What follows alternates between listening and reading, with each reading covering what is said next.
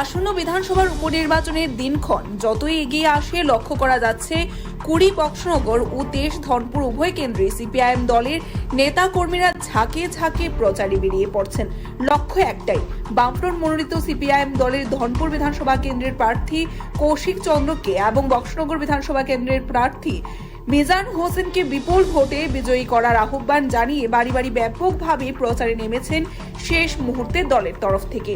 মঙ্গলবার মোহনভোগ 4 নং বুথে প্রচার চলে বাড়ি বাড়ি। সঙ্গে ছিলেন টিটিএডিসির প্রাক্তন মুখ্য কার্যনির্বাহী সদস্য রাধাচরণ দেববর্মা সহ আরো অন্যান্য নেতাকর্মীরা।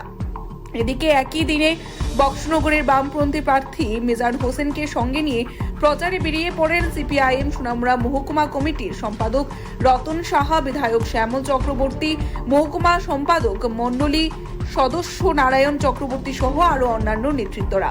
এখন দেখার বিষয় হচ্ছে যে নির্বাচনের ফলাফল কি হয়, সেদিকে তাকিয়ে থাকবে ধনপুর এবং বক্সনগরের গণদেবতারা। আমরা আজকে ধনপুর বিধানসভা কেন্দ্রে উপনির্বাচনে প্রচার জন্য এসেছি।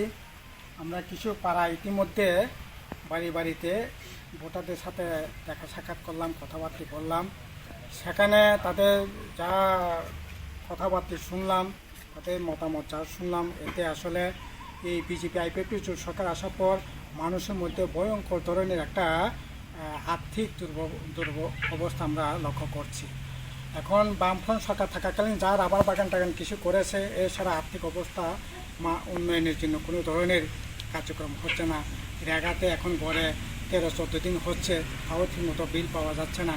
এবং যা রেগাতে 227 টাকা পাওয়ার কথা, এই মণ্ডলের নেতাদের আপনার কাজ না করেই সেখানে আপনার এই টাকায় শেয়ার বুক করাতে, সেখানে যেখানে 227 টাকা পাওয়ার কথা সেখানে 160 টাকা, 170 টাকা, ম্যাক্সিমাম 180 টাকা পর্যন্ত সেখানে টাকা পাওয়ার বন্দোবস্ত হচ্ছে। ভাতা প্রাপকদের সাথে কথা বললাম, 3 মাস পর 4 মাস পর সেখানে ভাতা পাচ্ছে। এই 3 মাস ধরে কোনো ভাতা পায়নি, গতকাল নাকি ঢুকেছে, তাও 1 মাসের জন্য। 3 মাস হয়ে গেছে, গতকাল ঢুকেছে 1 মাসের জন্য। তো এইরকম করে আসলে যারা ভাতা প্রাপক, যারা রেগাতে কাজ করে খেতে খাওয়া অংশের মানুষ, যারা কৃষিজীবী অংশের মানুষ, তাদের সার নাই, বীজ নাই, একটা আকাল একটা বলা যেতে পারে একটা নৈরাজ্য চলছে আমাদের রাজ্যের মধ্যে। কথা বলার জায়গা নেই, গণতন্ত্রের পরিবেশ নেই, মিটিং মিছিল অবাধে করবার অধিকার সেখানে নেই বলেই চলে। এটা তো ঘটনা আপনারা দেখছেন। এই যে এখানে এই ধনপুর এলাকায় তো আজকে থেকে প্রায় বছর 2 আগে দুর্গা কুমার আঙ্কলকে সেখানে একেবারে দিনে প্রকাশ্যে গাড়ি পিছিয়ে সেখানে মেরেছে, কিন্তু কোনো বিচার নেই। এরকম একটা নৈরাজ্য পরিবেশ চলছে। আমরা বক্সনগরে একই অবস্থা দেখছি। গত কিছুদিন আগেও প্রায় 2.5 ঘন্টা ধরে একটা বাড়িতে ডাকাতি করেছে, কিন্তু 2.5 ঘন্টা ডাকাতির পরেও সেখানে পুলিশ প্রশাসন থেকে যেমন আসলো না, তেমনি আসলে এগুলি হচ্ছে সবই একটা নৈরাজ্যের মানে প্রতীকী বলা যেতে পারে। এরকম একটা পরিবেশ থেকে পরিত্রাণ পাওয়ার জন্যই আমরা চাইব যে এখানে এই 2টা বিধানসভা কেন্দ্রে সিপিএমের প্রার্থী থেকে বিপুল ভোটে জয়যুক্ত করার জন্য। কিন্তু মানুষের যা সারা আমরা পাচ্ছি, যা মনোভাব, এমনিতে একটু ভীতির পরিবেশ, একটা চাপা ভীতি তৈরি করবার একটা চেষ্টা চলছে, ঠিক আছে। কিন্তু আমার মনে হয় এই যে মনের অন্তরালে যে বিক্ষোভ জমে আসছে, এটা ভোটের বাক্সে প্রতিফলিত হবেই এবং সেখানে বামফ্রন্ট যেটা জিতবে। কাজেই দেখা যাক মানুষ কীরকমভাবে সাড়া দেয়।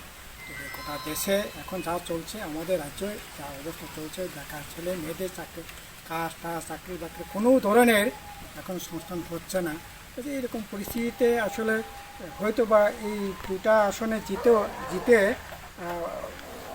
সরকার করতে পারবো না, কিন্তু বিজেপিকে একটা মানে একটা সেখানে হুঁশিয়ারি দেওয়া, বিজেপি একটা সেখানে সিগন্যাল দেওয়া দরকার যে না, এইরকম একটা নৈরাজ্য, এরকম একটা অবস্থার মধ্যে দিয়ে রাজ্যের মানুষ চলতে চায় না বা চলতে পারে না।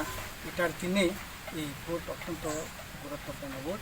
এই ভোটে আমরা আবেদন করব, সেখানে দল মত নির্বিশেষে, ধর্ম বর্ণ নির্বিশেষে, ত্রিপুরা মাথা বলেন, কংগ্রেস বলেন বা সাধারণ বিজেপি যারা বলেন, তারাও যে আর্থিক অবস্থা বিরাট উন্নতি ঘটেছে এরকম নয়। শুধু মণ্ডলের কিছু মাতব্বর ছাড়া কারো কোনো উন্নতি হয় নাই। এটা ডাবল ইঞ্জিনের সরকার আসলে ডাবল ইঞ্জিন হয়েছে তাদের জন্যই এই মণ্ডলের নেতা বিজেপি কতিপয় নেতাদেরই ডাবল ইঞ্জিনের সুফল পাচ্ছে, কিন্তু সাধারণ মানুষ পাচ্ছে না।